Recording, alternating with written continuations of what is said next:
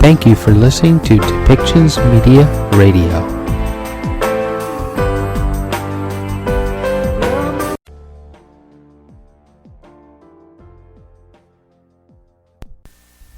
Welcome to Policy and Rights, the show about government policy and human rights.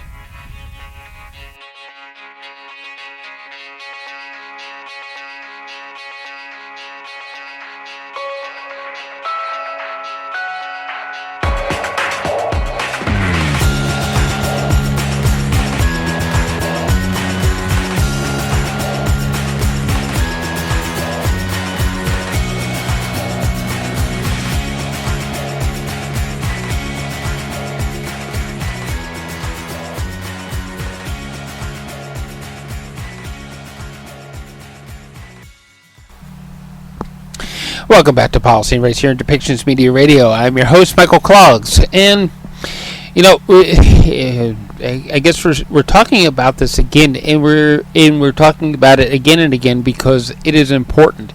It is very important that we see human rights be upheld, and while the events that happened that the Hamas perpetrated, and I do mean perpetrated because they aren't innocent in this situation, they did do things that has brought, simply put, hellfire onto the Palestinian people and Gaza by way of the Israeli government. They did do things and handle things in less than appropriate ways. That they didn't do things with the intention of real negotiation. They didn't do things within good faith on October 7th, 2023. But at the same time, while that is extremely true, and there needs to be an accountability for what happened, we have to say this also, that at what point does defending your country, where does the line draw between defending your country, defending your citizens, and genocide? We have seen that the ICC has brought charges against, via South Africa has brought charges against the Israeli government and is investigating currently into sanctions and other types of penalties for the acts of genocide that may or may not be occurring in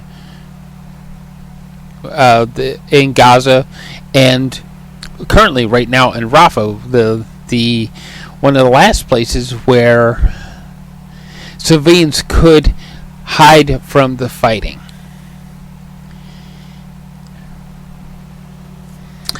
So it needs to keep being talked about until we actually convince both parties to a ceasefire, an immediate ceasefire, an unconditional ceasefire, where both sides just lay down their arms unconditionally and then figure out the rest later on. My rant on what is happening in Palestine. Moving forward, though, you are going to hear somebody talking about one of the bills that is going to be moving through the U.S. government about anti-Semitism and the effects that it could have as written. That if you criticize Israel, you're anti-Semitic, and you could lose government funding and be sanctioned as a anti-Semitic group or organization, and eventually they could find such organizations to be illegal, which leaves a whole host of things. That what about religious-based schools that are based in Islamic teachings? Is that going to be found to be anti-Semitic? And for those parents who want their children to be immersed in their faith while they're in school, there's a whole host of human rights issues that go along with such a bill. And we'll hear from a person that has made a statement about that on social media, and we'll have to look closer into what the bill is actually saying. So, to assure that we are delivering you the best information about such legislation. With that, from CNN, Biden issues an ultimatum to Israel on the Rafah incursion. And in a brief statement here, we have President Joe Biden told CNN on Wednesday he would halt some shipments of U.S. weapons to Israel if the Prime Minister of Israel, Benjamin I always have trouble saying his name, Netanyahu, who ordered a major invasion on the southern city of Rafah. This comes as Israel continues to defy international pressure to limit its campaign in the city, with Netanyahu this week saying Israel will defend itself even if forced to stand alone. Separately, Biden, in an interview, sought to refrain perceptions of the American economy, touting strong job growth while questioning polls showing voters are still pessimistic about the country's direction. CNN most recent poll, Biden's approval rating for the economy at 34% and inflation 29% remain starkly negative as voters say economic concerns remain high, a priority to them when choosing a presidential candidate this year. So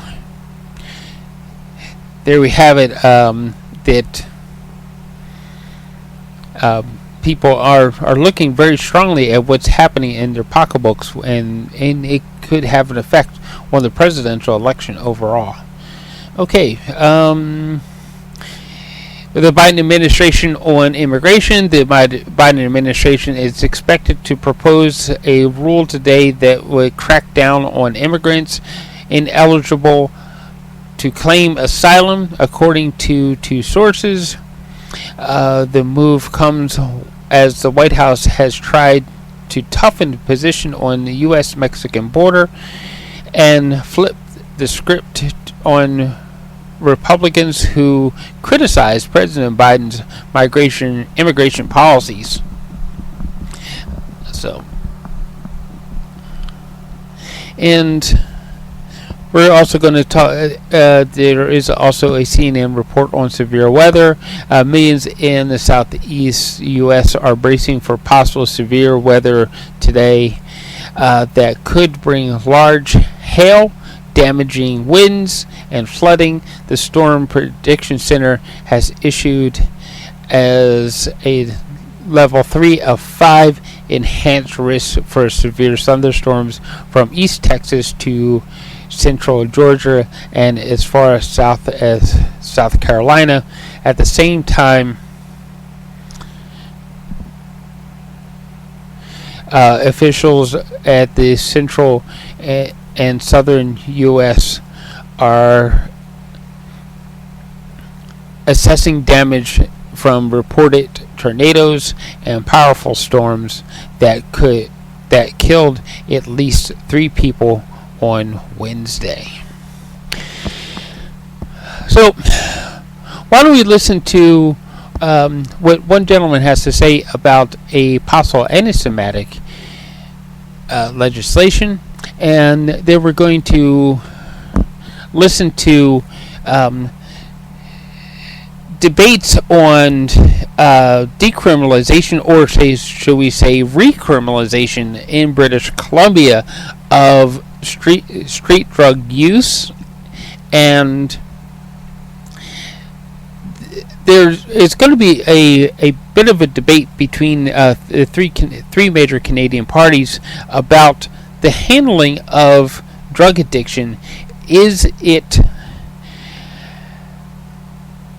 a health issue or a criminal issue? And how should it be handled? And if it's handled as a health crisis, it could look differently than if it is just a legality thing, that we just need to wrap up the criminals and throw them in jail. So there is a debate across Canada about how to handle the opioid crisis and the toxic levels of fentanyl that are being found in street drugs that could mean like instant death for addicts. So there's some debate about that and how that could actually be handled. There is also, we're going to hear more from Canadian officials about Palestine and the pro-Palestinian protests that are happening across Canada, and they're actually going to name McGill University specifically, where law enforcement was asked to just simply take down the encampments and, again, either disband or jail the protesters. There is again that narrative of either you support what Israel is doing, or you are committing some sort of hate crime against the Jewish people. So, again, we're going to start with what a gentleman that actually has to say, his comments about a proposed anti-Semitic legislation in the United States. The Anti-Semitism Awareness Act is bipartisanship gone bonkers. It says something that you can't get Republicans and Democrats to agree on funding a bridge that was torn apart and cost people their lives in the state of Maryland, and yet they can come together to tell an Orwellian lie. Like this idea that to criticize Israel is inherently anti-Semitic. As a Jewish man, I find that abhorrent. I've been criticizing Israel my whole life. Does that mean I've been anti-Semitic my whole life? Was I anti-Semitic during my bar mitzvah, for goodness sakes? It's a ridiculous position to take. Absolutely ridiculous. It infringes on freedom of speech. But even more than that, people don't realize how pernicious this bill is, because they can withhold, they're recommending to the Department of Education to withhold federal funding to institutions that actually, as they put it, shelter anti-Semitic speech.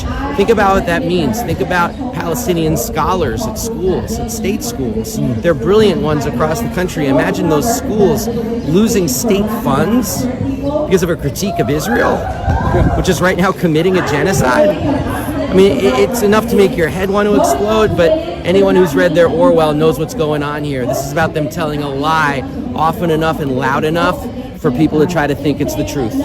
The Anti-Semitism Awareness Act. So he refuses to rule out repeating this disastrous experiment that killed 2,500 British Columbians, because he strongly supports decriminalization And if he got a chance, he would do it all over again in Toronto, in Montreal, and anywhere else. Mr. Speaker, the final question, therefore, is even the radical NDP government in BC asked for him to reverse his decriminalization. Why did it take him 10 days and 66 more deaths to do it?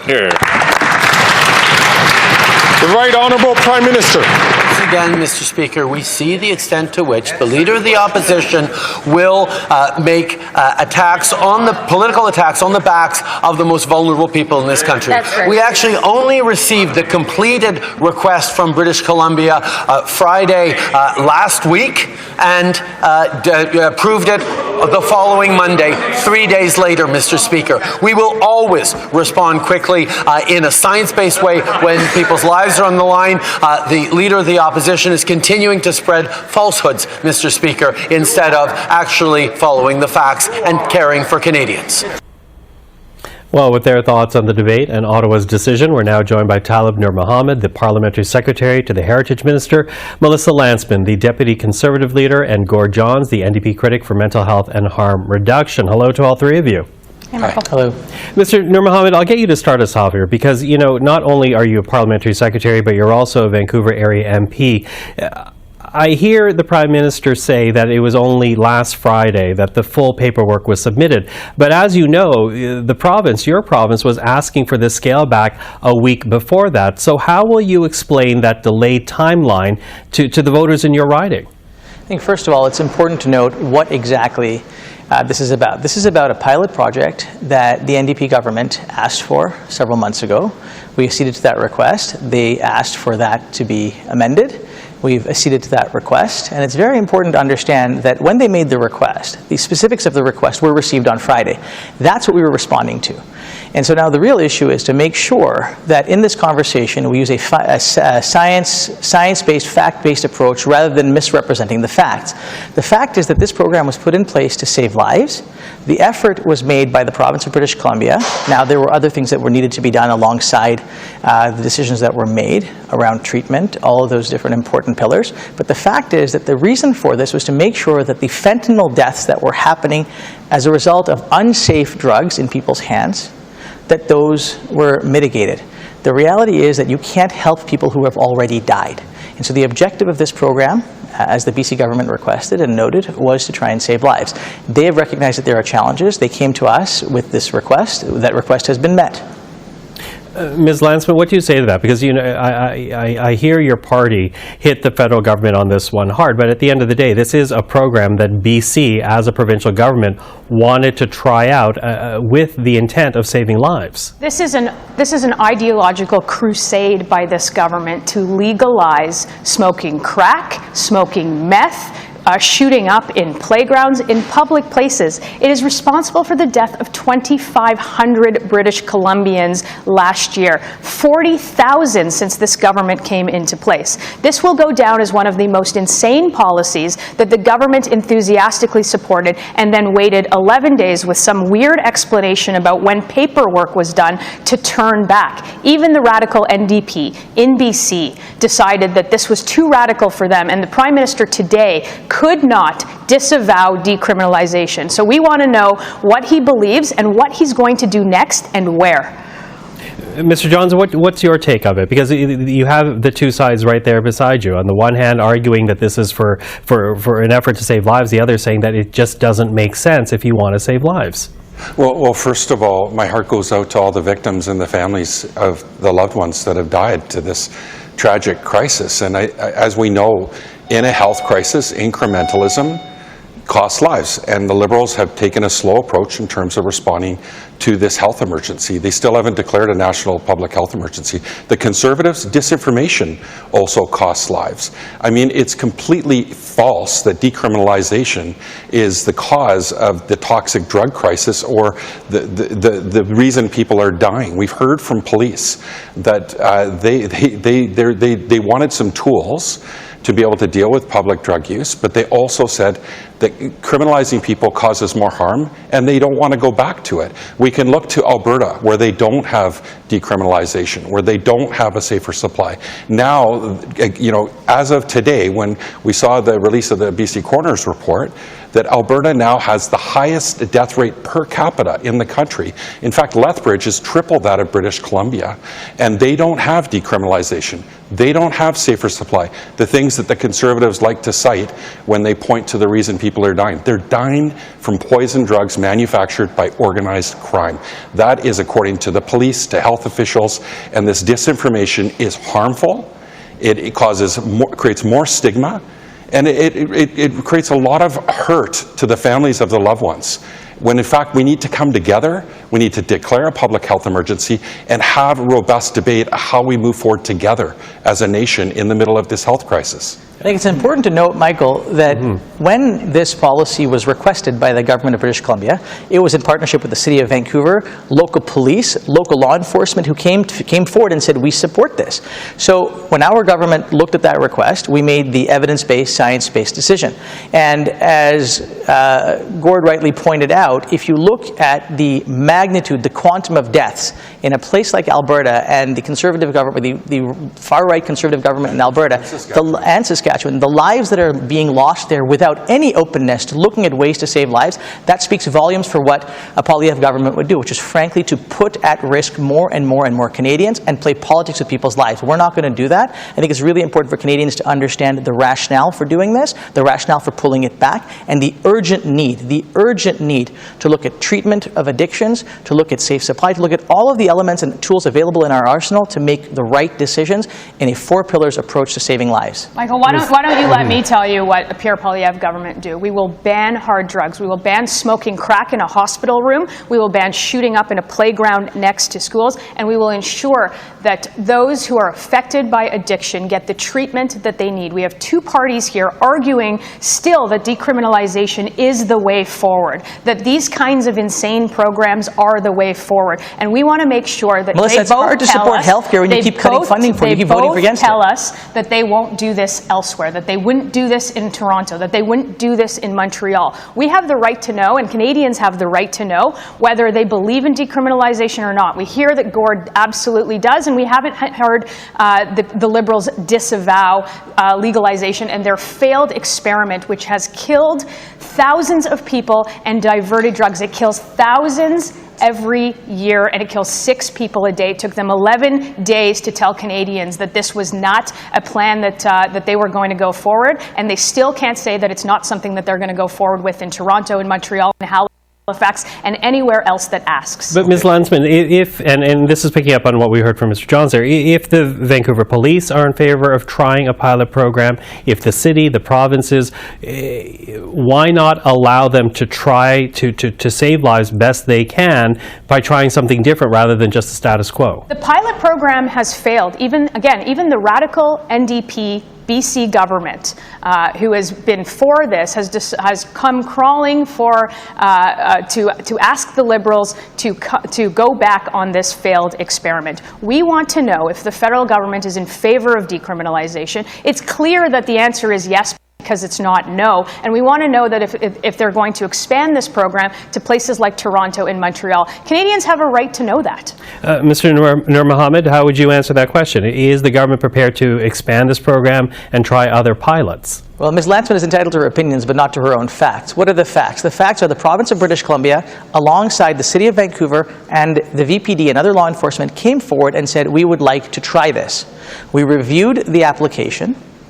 We accepted their request. They came back and said, look, this isn't working in the form that it's in right now. We said, that's what you want. We will accede to that request, and we will grant the request that you've got. Those are the facts. We are a science-based, evidence-based government. When provincial governments come to us, regardless of their political stripe, with things that they would like to try to save lives, we are going to assess those and evaluate them on their merits. Ms. Landsman can make up whatever narrative she would like. That's up to her. But the facts are the facts, and what we have done and what we will continue to do is to do everything that we can in our power to save lives. That's so you are open. You are open then as a government to try this pilot elsewhere. What we have said, and what we will continue to say, is if there are means that are brought forward that are evidence-based, with the backing of the relevant authorities, with the backing of the relevant data, that show that we can save lives in this urgent moment in our history where people are dying from toxic drugs, we should be open to looking at what the science says, not making ideological decisions. I hear the word urgency, and again, back to urgency. What we're not seeing from this federal government is treating this as a health emergency. They've spent less than 1% of resources that they applied to COVID-19, yet we've lost more lives in my home province of British Columbia. The province of BC is looking for a federal partner. We can look at what the Conservatives will do when we look to Alberta and Saskatchewan, where it's a disaster. The death rates from toxic drugs are skyrocketing. Their single-focus policies are a complete failure. And we look at even north to Alaska, their death rates grew 45%, a Republican state, last year.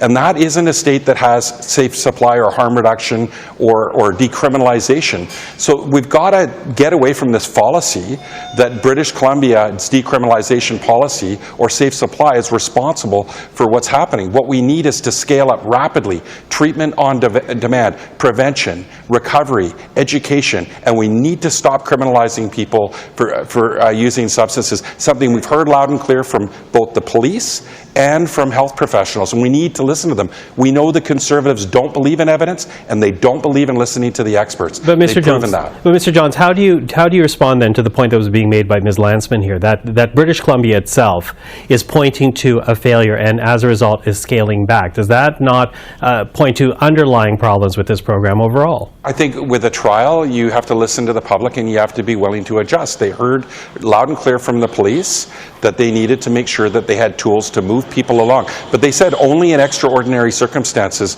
would they arrest people. They also unequivocally clear they do not believe criminalizing people who use substances will help. They said those days are gone. Quote right from the president of the BC Chiefs of Police. We need to listen to them. And what we're doing is encouraging the provincial government, the federal government to do just that. But Alberta and Saskatchewan, they don't want to listen to anybody. Their single focus is costing lives. Look at Lethbridge. They closed safe consumption sites, and now their death rates are triple that of British Columbia. What we need is the federal government to get on board, open more safe consumption sites. That's a call to action by the chiefs of police, by the way, to make sure that people don't die when they're using substances and they use them safely. And we've only had one death in over a decade of safe consumption sites. So we know that they're important, but they're also an important tool so that people aren't using in public, especially people that are marginalized or homeless. And Ms. Landsman, is there a danger here that your party is leaning in too much on criminal law and not focusing enough on a health issue? Look, I think that it's very clear, and Canadians have been very clear, British Columbians have been very clear. It's exactly the reason why the BC government asked this government to stop their insane project. People are dying. There are needles in soccer fields being picked up by parents before their kids play. There is meth being smoked and blown in the face of nurses in hospitals, which does not happen in Thornhill. It happened in BC because you gave them a carve-out to allow that to happen. I'm sitting between two politicians that want to see more taxpayer drugs, which we know have been diverted. We know that the Vancouver police, the 50% of what they've seized from safe supply or unsafe supply, as we would call it, are from the hands of diverted drugs that end up in schools with young people. Said pharmaceuticals this is an insane nominal experiment, in what they're getting on the street. And I think that both of these MPs who want to see decriminalization go forward are going to pay for it when they have to explain that to their constituents who clearly want to see something else. The police have been unequivocally clear that the diversion of safer supply is not what's killing people. It is toxic fentanyl.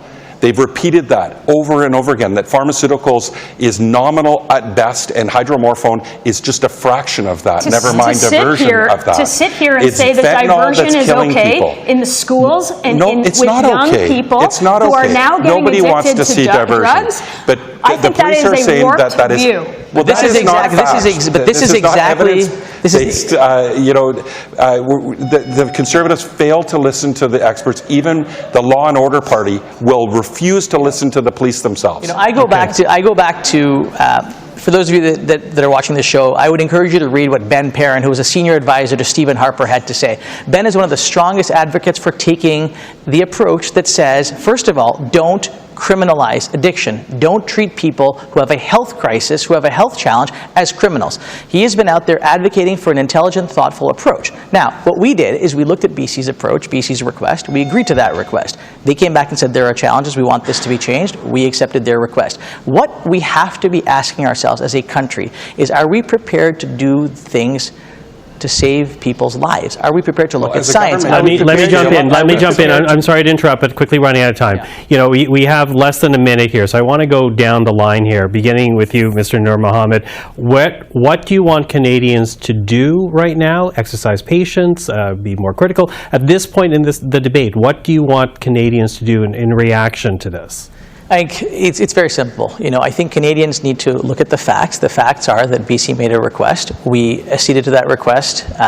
They came back. They said the pilot program that they had designed didn't work as well as they would have liked. They wanted us to pull back from that. They wanted our permission to pull back. We've granted that. But what I would like Canadians to be able to do is to think about all of the tools available in our arsenal to deal with the opioid crisis, to think about the question of how we address tainted drugs, all of the challenges that we are seeing. And that's why we've put money forward to support law enforcement in this effort. That's why we've put money forward into the healthcare system. And we're going to keep working with provinces who, by the way, are the jurisdiction responsible for these challenges, to work with them to ensure that we are saving lives across the way. Regardless of political party, we have to be looking at the important work of saving lives and ensuring public safety at the same time. And Ms. Landsman, same question to you. Well, we are going to advocate for no taxpayer-funded drugs that end up in the hands of those who abuse them, and we want to make sure that those who are afflicted by addiction get the treatment that they need and not more taxpayer-funded drugs.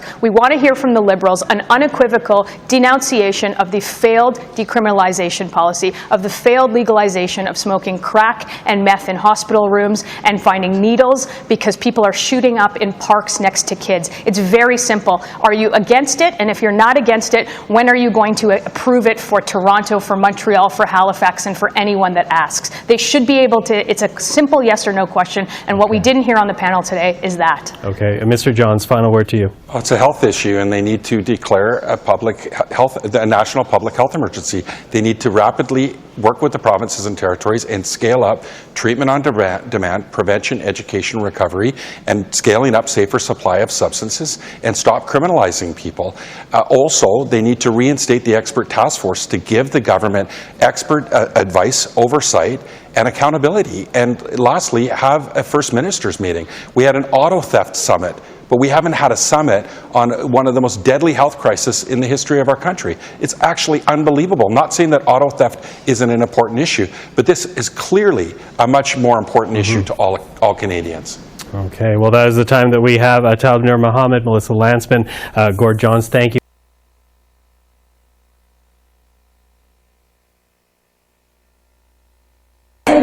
Les syndicats de fonctionnaires demandent au NPD de retirer leur appui au gouvernement pour vous forcer à revenir sur le 3 jours par semaine. Qu'est-ce que vous pensez de ça? Premièrement, je voudrais dire que nous avons le meilleur service public dans le monde et nous continuons de livrer les services pour les Canadiens et protéger l'argent du contribuable. Ça, c'est mon objectif. Et c'est pas le cas mais, un moment. L'enjeu de hybride dans le gouvernement et dans notre service public, ce n'est pas une matière de négociation avec les syndicats, ce n'est pas dans les ententes avec le syndicat. Ça, c'est une décision avec le service public, les départements et le greffier. Et aussi, c'est un changement de bouger de 3 jours par semaine à 3 jours par semaine. Donc, on peut continuer de travailler avec un environnement hybride et aussi, c'est un changement avec une transition, une période de transition et aussi, les gestionnaires vont travailler 4 jours par semaine. Vous dites que ça relève du droit de gestion, c'est ce que vous dites. Vous dites que c'est non négociable. J'ai dit que ça, ce n'est pas un enjeu dans les ententes avec les syndicats. C'est une décision, la situation hybride, c'est un enjeu qui reste avec le gouvernement du Canada. Mais l'entente dont je parlais, c'était l'entente avec le NPD, de Supply and Confidence. Oh non, je parle pas. Les syndicats disent au NPD, retirez votre appui au gouvernement. Qu'est-ce que vous pensez de ça? Bien sûr, ils veulent parler avec le NPD et ça, c'est leur droit de faire ça, bien sûr. Mais nous continuons de travailler avec les syndicats et avec tout le monde, toutes les parties prenantes pour les Canadiens et Canadiennes. Notre but et mon objectif comme présidente du Conseil du Trésor est de continuer de livrer les services pour les Canadiens et Canadiennes. Et nous avons le meilleur service public dans le monde. C'est un changement comme j'ai dit, de 2 jours par semaine à 3 jours par semaine. Donc, ça, c'est une situation où nous continuons d'avoir un environnement hybride dans notre gouvernement, dans notre service public. Quels sont juste avant, quels sont les... avez-vous des données ou des estimations en termes d'efficacité que ce changement de politique va apporter, ou si ce qui a incité la prise de décision, c'est plutôt ce qui se passe dans le secteur privé? Comme j'ai dit, ça c'est une décision qui reste avec le service public, les départements. Il y avait une lettre que le sous-ministre a écrite et moi, je dois avoir le focus sur notre service pour les Canadiens, Canadiennes, de nous assurer qu'ils peuvent continuer de livrer les services et protéger l'argent de contribuables dans notre économie, notre pays. In English, please, on PSAC's grievance about going back to work in the office 3 days a week. They want it to go back to 2 days a week, to be physically in the office. Thank you for the question. The most important thing is to continue to deliver services for Canadians and to protect taxpayer dollars, and at the same time to recognize that we do have the best public service in the world. The change that is contemplated by the department who executed this change with the clerk of the Privy Council is to move from 2 to 3 days per week to 3 days per week. So the hybrid model continues to exist. A hybrid work environment continues to exist. There is, for many people, a 4-month transition period, and managers are going to be required to be in the office 4 days per week. And so all of that is within the jurisdiction of the Government of Canada, and it's executed by the departments. And I will say that a hybrid work environment is not within the collective agreements. It is something that at the time of negotiations, the Government of Canada retained prerogative over to determine the scope of the hybrid environment. Thank you. What about the concerns about the building space? Co-ops say they need more support. What else are you going to do to help bring down the grocery prices and provide them some sort of support? The grocery code of conduct, that's the number one priority. I spoke again to the leadership of Loblaws and told them in no uncertain terms that's what Canadians expect. So all the pressure now is on the grocery code of conduct. That's the best way to really have more balance and fairness. When you talk to the independent grocer in the country, they say today the way the market is structured with 3 companies which basically control 50% of the market, their voice is not heard. So we need to have a rebalance, and I've been very clear to them. There will be a code of conduct one way or the other. So we let the industry process go, but like I said, we need to have something, otherwise we would be having to look at legislation to make sure that we achieve what consumers and Canadians expect. So, political party fundraisers. Do you think that they are transparent enough? Could the government go forward? well, I'm not sure how they could be more transparent. I mean, everything I do, there's cameras and there's journalists and there's people. So it is public. Everything that I do is public. Everywhere I go, there's journalists or there's people and there's videos and there's pictures. So the ethics commissioner says that the government could, if they wanted, go further. And in the best practices around lobbying and those fundraisers, they could extend, make it the law, and apply to opposition leaders and opposition. Well, I think if the opposition wants to follow our leadership, that would be welcome. I think Canada is one of the most transparent laws that I know of, at least when it comes to fundraising. I do know that as the Liberal Party, we have some of the most transparent rules, and yes, it'd be a good thing if the others want to follow suit in what we're doing here in the country. Monsieur Champagne, les fonctionnaires, pourquoi c'est important qu'ils soient au travail au moins 3 jours semaine? Pourquoi le gouvernement demande ça? Bien, je pense que si vous regardez la tendance, si vous regardez dans les compagnies d'assurance au niveau aussi des grandes banques, de plusieurs industries, je pense qu'il y a un mouvement vers le retour au travail. Il faut que ça se fasse de la bonne façon, évidemment, prendre en compte les cas individuels. Moi, je sais qu'en région, par exemple, il y a des gens qui sont venus s'installer. Il faut avoir de la flexibilité, mais le mouvement d'avoir un retour au travail, d'avoir un équilibre entre le travail qu'on fait à la maison, le travail qu'on fait au bureau, je pense qu'il y a une tendance vers ça. C'est vrai chez nous, c'est vrai, je pense, dans la plupart des pays à travers le monde. Est-ce que c'est parce que le télétravail pose des désavantages, des services? Non, moi, je dirais au contraire, ça a amené beaucoup de bien, je pense, le télétravail. On l'a vu durant la pandémie.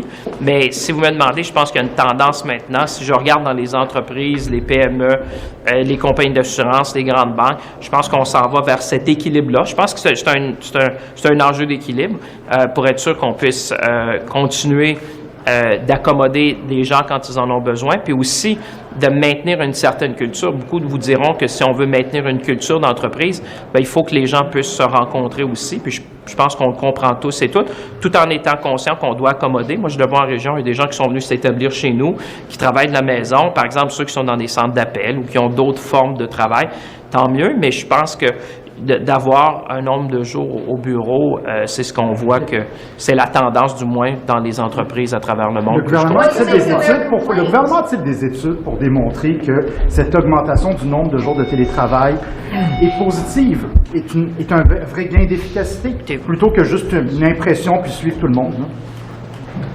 Ben, suivre tout le monde. Si vous regardez l'ensemble des compagnies, des grandes compagnies, c'est plus qu'anecdotique, je pense. Si vous regardez les grandes banques, les compagnies d'assurance, les différentes industries que je connais dans différents secteurs de l'économie. Mais ça, je suis sûr que la ministre responsable pourrait vous en dire plus. Pourquoi est-ce qu'elle ne donne pas des entrevues?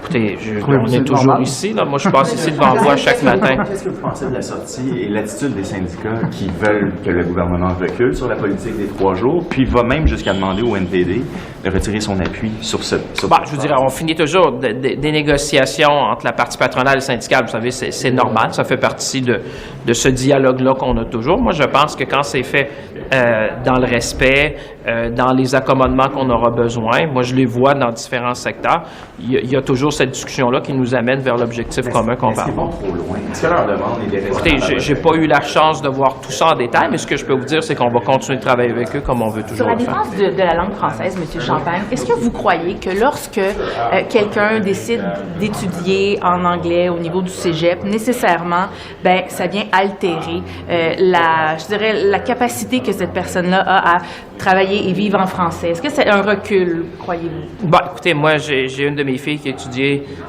en anglais, puis je pense pas qu'elle est moins francophone pour le cas. Moi, je vous parle d'expérience personnelle. Chez nous, on parle français à la maison. On a toujours parlé à la français à la maison.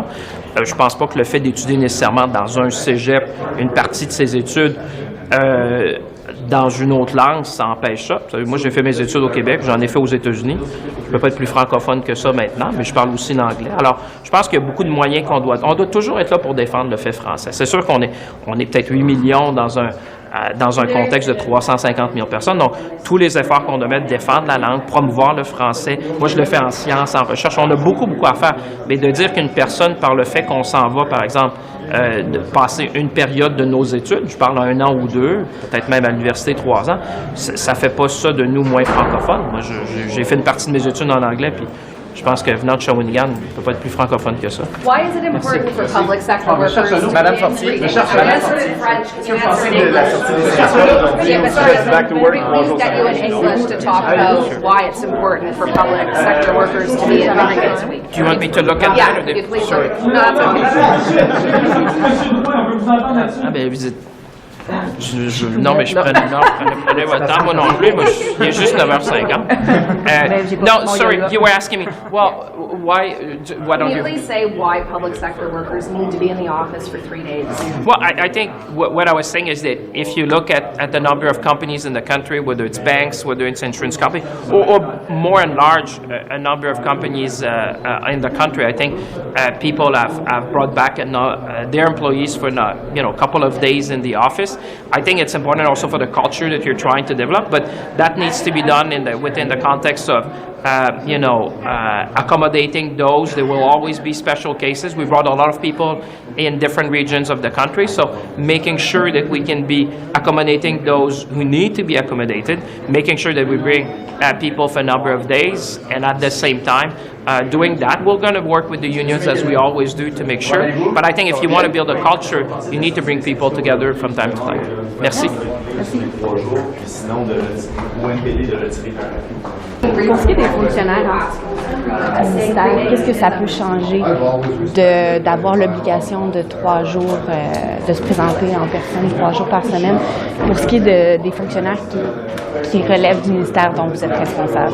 Mais mon ministère est un grand ministère avec des milliers, je pense pas loin de 20 000 fonctionnaires qui travaillent dans des villes et des endroits différents, dans des conditions de travail très variables.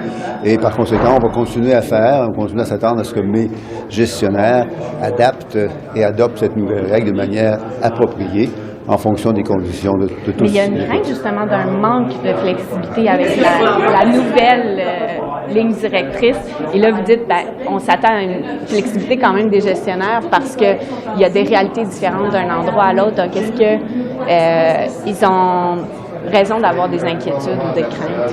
Il y a toujours eu de la souplesse dans l'application de ces règles. C'est comme ça depuis que la Confédération existe et ça va continuer d'être le cas. Ceci étant dit, on s'attend à ce qu'en moyenne, il y ait une présence au bureau plus importante que celle qu'on a présentement pour toutes sortes d'effets, y compris des effets d'équipe, de construction d'esprit d'équipe, mais aussi des effets du fait que les nouveaux employés en particulier ont parfois besoin d'être plus accompagnés lorsqu'ils entrent dans un nouveau milieu de travail. Surtout les plus jeunes travailleurs ont besoin d'être accompagnés physiquement par les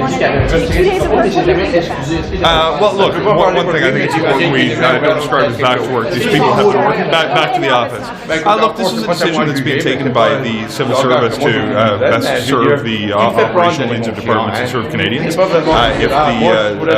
Privy Council office and the public service is determining that this is required in order to maximize the performance that the government needs to deliver to Canadians, then I think it makes sense. But this is an operational decision, not a political one, and I think it's important that we listen to the advice of those who are running the system. And party fundraisers, do you think that there's more the government can do or should do when it comes to transparency around them, especially since we know lobbyists to attend them too?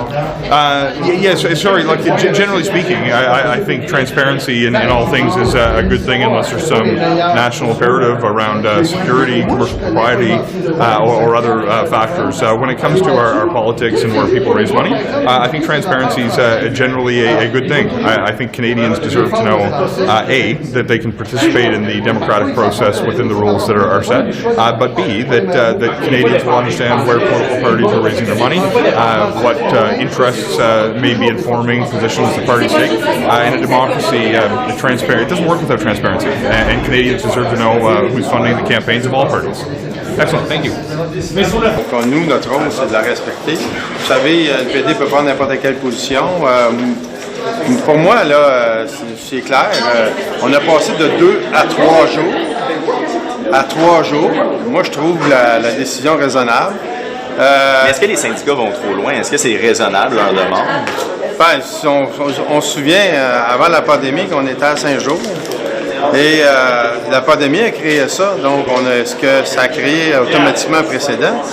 Moi, je crois pas. Moi, je crois que la décision a été prise, tant qu'à moi, par des fonctionnaires, des hauts fonctionnaires, des hauts dirigeants, qui, pour le bien de leur département, qu'on ait des gestionnaires de retour à 4 jours par semaine, c'est pour donner une meilleure gestion, en fait.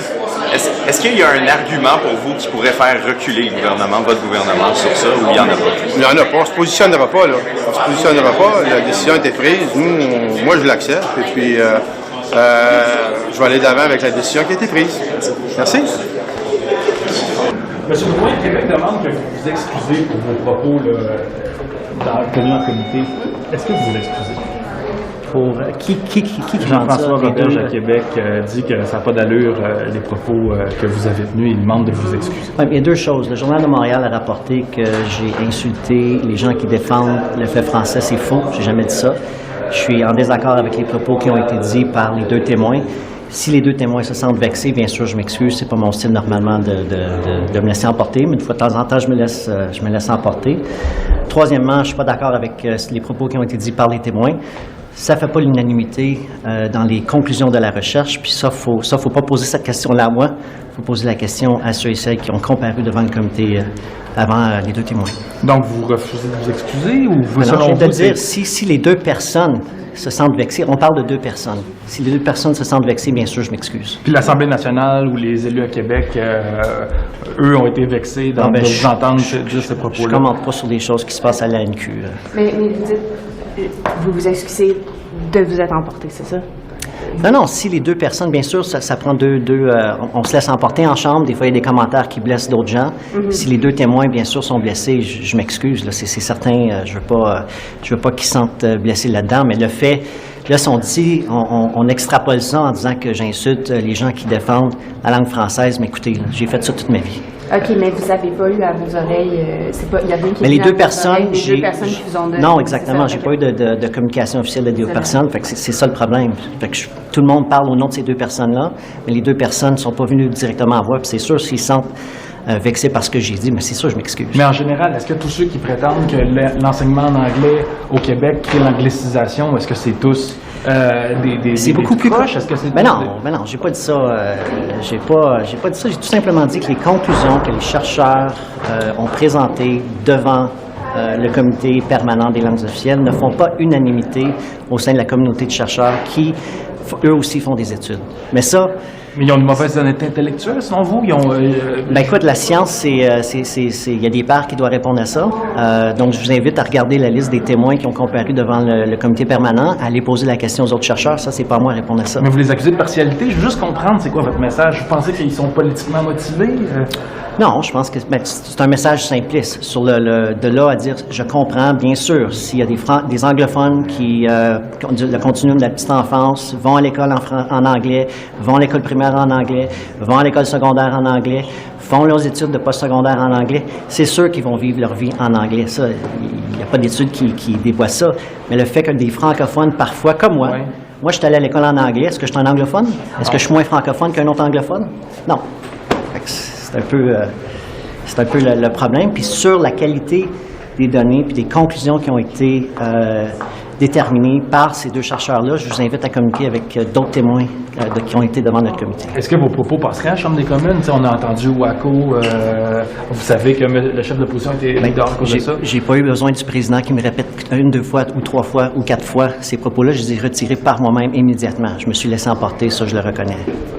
C'est bien, merci. Tu te fais prendre de l'émotion, hein? C'est pas vraiment violent. Moi, je pourrais te dire par accident, et puis il l'a dit par accident. J'ai compris qu'il s'est excusé, mais écoute, je suis confiant que... Vous comprenez ça, que ça suscite des émotions, le fait de parler de l'éducation en anglais au Québec et qu'il est tellement opposé au fait qu'on dise que ça crée de l'anglicisation? Écoute, j'étais pas à la réunion même, j'ai pas vraiment le contexte de la discussion. Est-ce que M. Drouin devrait être président de l'Assemblée parlementaire secondaire de la francophonie.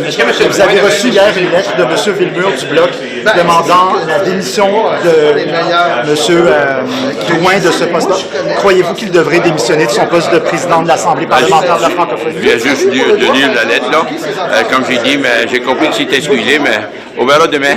Vous n'êtes pas sûr s'il devrait démissionner?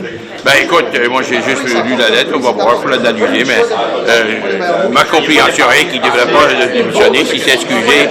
Moi, on dit toutes les choses, on se fait prendre une émotion de temps en temps, c'est pas facile. Hein?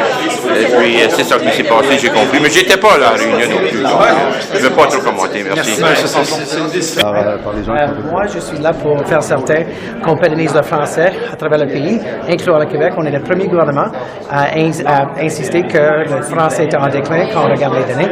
Et pour moi, c'est un travail qu'on va continuer à faire. Nous avons une loi modernisée qui est très importante. Moi, je serai au comité de langue officielle demain pour participer dans l'étude parce que pour moi, comme un ancien président de l'Union étudiante, c'est très important qu'on ait un système postsecondaire robuste en français à travers le pays et en anglais au Québec. Étudier en anglais au Québec, est-ce que ça encourage l'anglicisation? C'est ça le fond, finalement? Non, regarde, je pense pas parce que, regarde, quand on a des francophones qui étudient en Alberta, comme moi j'ai fait au campus Saint-Jean, ça n'a pas francisé la province de l'Alberta. Et si on regarde le nombre d'étudiants qu'on a au Québec, ça anglicise pas la province non plus. C'est un équilibre, ce qui est très important. Et ça, c'est pourquoi l'étude, je trouve, l'étude est très importante. Party fundraisers, you've headlined some of them. Do you think there's enough for all parties in terms being done in terms of transparency? We know that lobbyists attend them. I know that there's a best practices in terms of making sure there's no sort of perceived look that lobbyists are getting sort of any sort of preferential access. Is there more that needs to be done when it comes to transparency? Look, it's important for people to follow the rules and for lobbyists to follow the lobbyist registry. I think it's all the way back when Minister Gould was Minister of Democratic Institutions that we changed the rules related to fundraising. Media is invited. I haven't seen many media at the fundraisers that I've hided, so you're welcome to come and join us and see what happens at these fundraisers. It's like a rousing speech, some food, and then people go home. So I haven't looked at those rules. I follow those rules, and they're working from my perspective. Monsieur Boissonneau, c'est pas deux mesures. La semaine dernière, le Parti libéral, vous avez condamné le langage de M. Poilievre, puis là, vous défendez M. Drouin. Mais je dis que M. Drouin va venir répondre à vos propres propos. Et moi, je dis que si le président de la Chambre indique qu'un terme de leader, de chef de l'opposition n'est pas parlementaire, ça, c'est un propos que je vais prendre très au sérieux. Et je pense que ce qui se passe au comité, on sait tous que les comités peuvent se chauffer parfois. Pour moi, ce qui est important, c'est qu'on ait une bonne étude de cette étude pour le système postsecondaire robuste en français au pays. There was a writer that was escorted after. I wasn't there. What do you think of a writer being escorted after speech at Policy? I wasn't there. I wasn't there. I can't comment. I wasn't there. Monsieur Boissonneau, qu'est-ce que vous pensez de M. Ford qui voudrait que la police démantèle certains campements? Mais je crois qu'à la fin du jour, les encampements, s'ils sont contre les règles de l'université, ne devraient pas être là. C'est aux universités de parler avec la police locale, de déterminer quoi faire. Mais à la fin du jour, ces encampements sont là en violation des règles de l'université. Et en fait, ils ont un sens, ils donnent aux autres étudiants un sens de mauvaise sécurité à l'école. Et aujourd'hui, on va faire une conférence de presse à midi. Vous allez entendre des étudiants juifs de partout au Canada comment ils sentent sur leur campus. Et l'antisémitisme sur les campus aujourd'hui est un grand jeu au Canada. À McGill, M. Housefather, quand il y a eu la contre-manifestation, c'était avec des écrans géants, des documentaires. Qui a payé pour ça? J'ai aucune idée qui a payé pour ça. Donc, vous ne savez pas qui était derrière ça? Pourquoi est-ce que moi je connaîtrais qui? Je ne sais pas, vous avez été proche quand même des gens. Je ne connais pas. Juste pour revenir sur le démantèlement de certains campements, est-ce que vous ne craignez pas que si la police intervient, ça risque en fait d'envenimer les choses, de jeter de l'huile sur le feu et créer encore davantage d'insécurité pour les étudiants? Je crois qu'il y a des lois au Canada, les lois devraient être respectées, et c'est le même sur les campus. Il y a des règles, les règles doivent être respectées. Qu'est-ce que vous allez dire si vous ne respectez pas des règles? Tous les Canadiens ont le droit de vivre dans la paix et la sécurité, et c'est-à-dire que les lois doivent être suivies. Juste précision, le point de presse des étudiants dont vous parlez tout à l'heure, est-ce que vous voulez être présent? Ou Mais je serai présent. Vous serez présent à leur côté, c'est ça? C'était midi à Wellington. Sorry, do you want me to go back to English now? Okay. Thanks, everyone. Independent grocery CDC, can I ask you a quick question about what's happening at McGill? Are you concerned the lawyer who tried to get the McGill encampment dismantled is one of the witnesses at the Justice Committee hearing on anti-Semitism tomorrow? I see, as I have said in my statement about that peaceful protests are really very important, and these students are really concerned about what's happening in Gaza. Now we are seeing that people like Rafah is not even a safe place. Like people were told to leave north to center, to Khan Yunis, and now in Rafah. So there is no safe place in Gaza. So they have moved 3 times already. What do you think that where will they move? There are 600,000 kids in Rafah. People are moving, like about 100,000 people have got evacuation orders, but there is no place for them to go. They are putting up tents by the shores. And So- I understand you're concerned about Yes. that situation. So it's a very that is- situation. that is what is but like- Should this person be testifying before a parliamentary committee if he's involved in this encampment, which is based allegations about anti-Semitism? Should he be testifying about anti-Semitism when there are concerns about some of the rhetoric that has been said and has been going on at that camp? See, the thing is that like everyone has a right to protest in a peaceful manner, and based like who comes out as a witness, I think like that the the committee, like the members of that, I leave it up to them to see who will be the witnesses.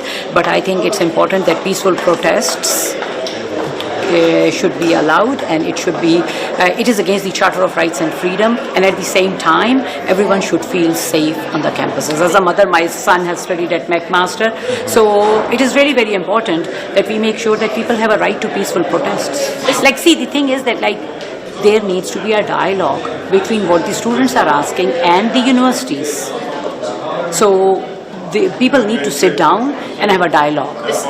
We can resolve many things on the table. The city of Ottawa has cancelled a ceremony that they've had for many years to mark Israeli Independence Day because of a security reason. Do you think that they should have done that? What message do you think that sends? See, we have seen rise in anti-Semitism, we have seen rise on Islamophobia. So this is not what Canadians are known for. But should we be cancelling ceremonies because of security threats rather than finding a way to make sure they can still happen? I think it's really very important that everyone's rights are protected, and at the same time we need to make sure that we have to keep a balance, everyone is safe. And victimize. Yes. You're seeing what's happening at McGill University. One of the lawyers who was involved in trying to get the McGill encampments dismantled is one of the witnesses at the Justice Committee hearing on anti-Semitism. Are you concerned about that? I think it's protest is.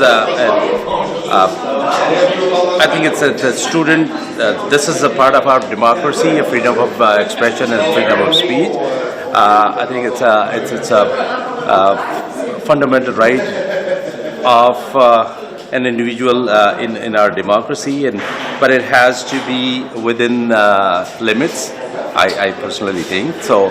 I don't know how they came up with this, so I don't have that many in-depth information on that. But you're not concerned with the lawyer who's been involved in this very contentious issue? Look, universities have their own rules and they know how to deal with these things, so I have full confidence that they'll be dealing with it accordingly. Because we had written letter to 27 university presidents. They responded to that. How they're dealing with anti-Semitism and Islamophobia, so they have rule, and I think I'm fully confident they'll be dealing with the right way to these issues. All right, thank you so much. Thank you, Ms. Alley. Thanks. Yes, so Minister Anasangre, I understand you want to make some statements on the Hill Times article, Bill C-53. Sure. Look, I think the content of those that particular article is absolutely incorrect. We're well past the time where the federal government makes decisions unilaterally. What we have with C-53 is a collaborative effort between the three Métis nations. We will continue to have discussions with them, and any decisions on the future of C-53 will be in collaboration with the Métis. It's not going to be something that's going to be Ottawa-driven. It will be a discussion, and that will lead to a decision that we can all agree on. So just to clarify though, was Bill C-53 discussed at Cabinet yesterday, or options on it? I can't talk to the Cabinet confidentiality, as you know. So it's possible it was. Is there a decision that the government is going to be making on this, or any kind of announcement we can expect from you on this anytime soon? We're having discussions. We will continue to have discussions with the Métis Nation of Ontario, the Métis Nation of Alberta on next steps. Métis Nation of Saskatchewan have outlined their position on this. So we will, in collaboration with these two Métis governments, will be making appropriate decisions. In the meantime, what happens to the French? Well, the bill is back in the House. As you know, it's the feasibility stage. We haven't had a debate on it, so we will wait for further debate before.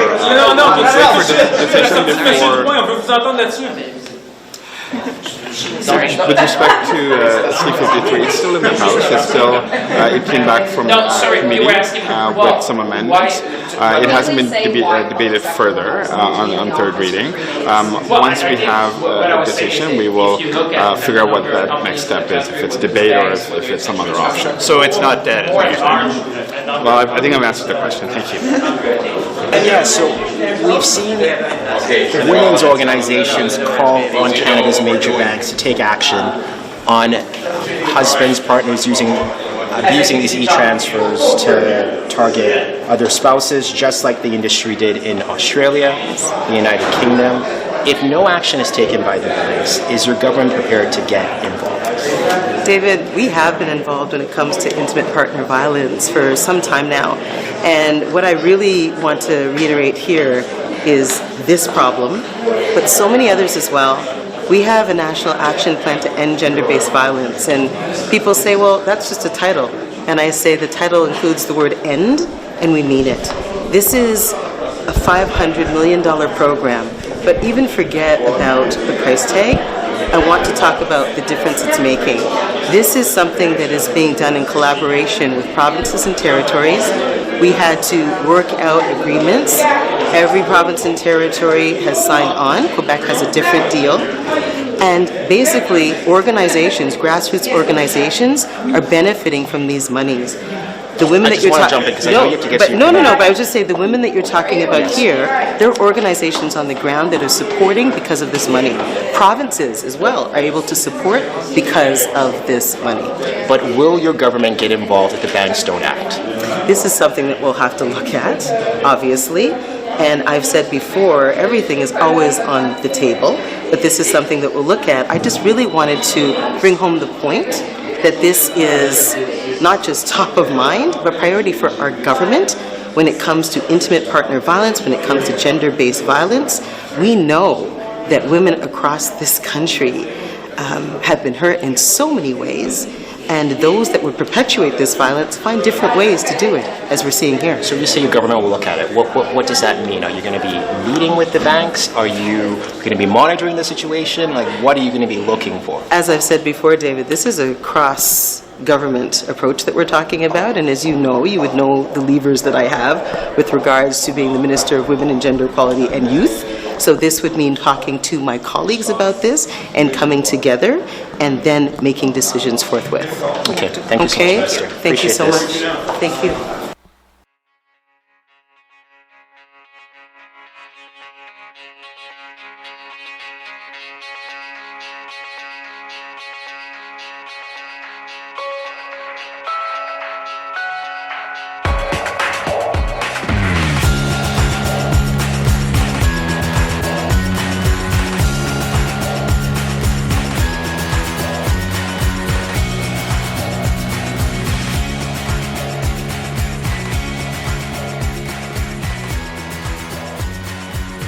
This show has been produced by Depictions Media.